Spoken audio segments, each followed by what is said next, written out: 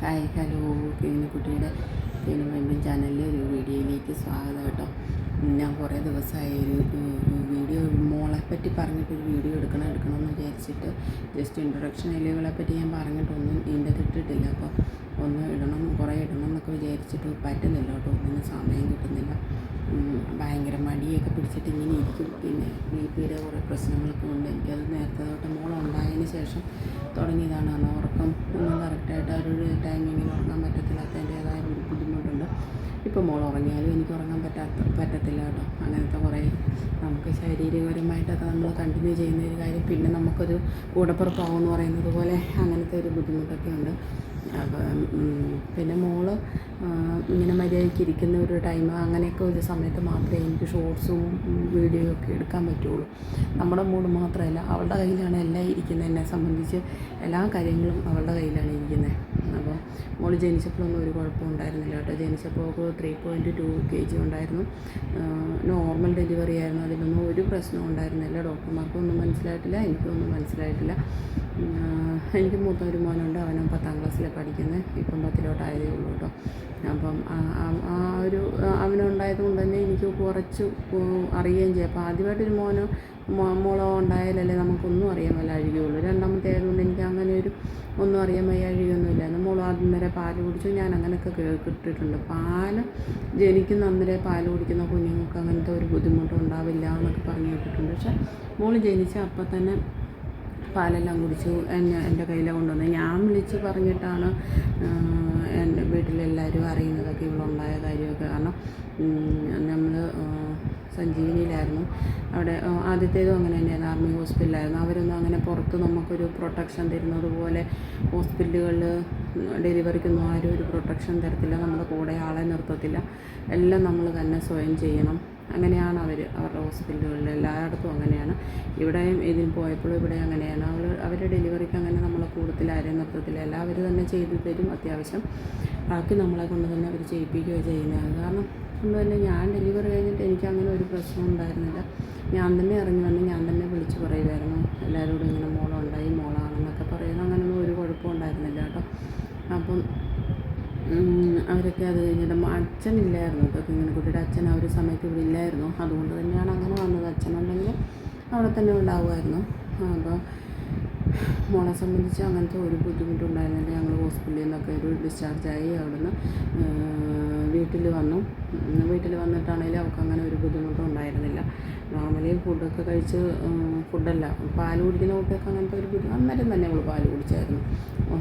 അന്നേരം തന്നെ ചിരിക്കുന്നത് പൊന്നിൻ്റെ ഈ ചിരി മാത്രം കണ്ടാൽ മതി കേട്ടോ. എനിക്ക് ആ ഒരു ചിരി കാണുമ്പം തന്നെ ഒരുപാട് സന്തോഷം തോന്നും.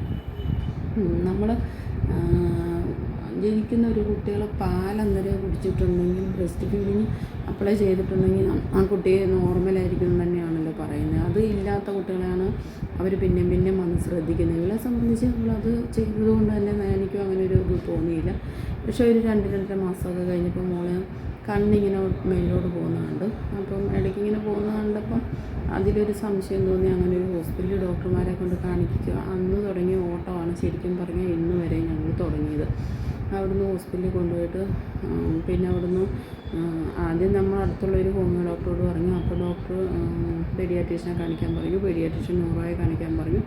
ന്യൂറോയെ കാണിച്ചു. അങ്ങനെ EG എടുത്തപ്പം അവർക്ക് EGയിൽ വേരിയേഷൻ ഉണ്ടെന്ന് പറഞ്ഞിട്ട് മെഡിസിൻസ് കൊടുത്തു കേട്ടോ. ഒരുപാട് മെഡിസിൻ കൊടുത്തായിരുന്നു. ഒരു ചെറിയ പ്രായത്തിൽ തന്നെ ന്യൂറോ മെഡിസിൻസ് ഓരോന്ന് മാറി അവരിങ്ങനെ തന്നുകൊണ്ടിരുന്നു. അതെല്ലാം നമ്മൾ കൊടുത്തുകൊണ്ടിരുന്നു. നമുക്ക് അതിനെപ്പറ്റി ഒന്നും അറിഞ്ഞുകൂടല്ലോ ഒന്ന്.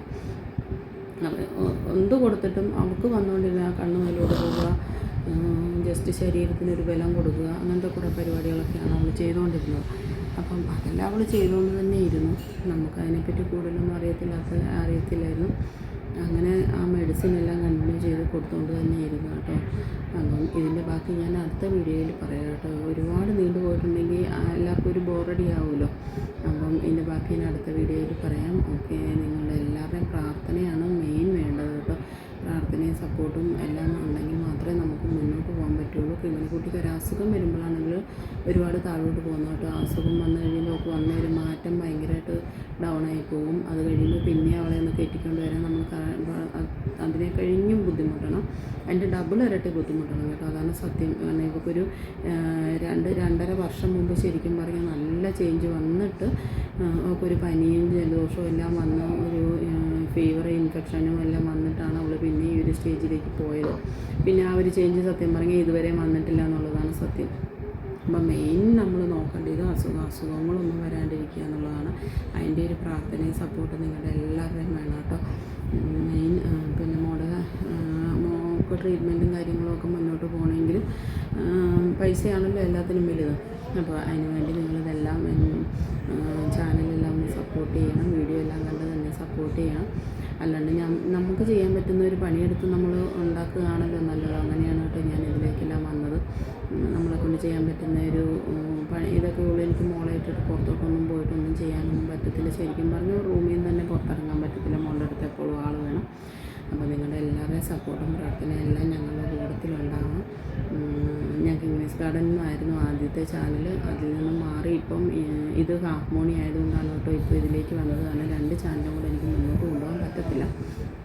അപ്പം എല്ലാവരും ഇത് കാണുന്ന എല്ലാവരും ഇതിൽ വന്ന് സപ്പോർട്ട് ചെയ്യണം, ലൈവിലെല്ലാം വന്ന് സപ്പോർട്ട് ചെയ്യണം. Thank you. നിങ്ങളുടെ എല്ലാം പ്രാർത്ഥനയും സപ്പോർട്ടും ഉണ്ടെന്ന് പ്രതീക്ഷിച്ചുകൊണ്ട് ഓക്കെ, ബൈ, താങ്ക് യു.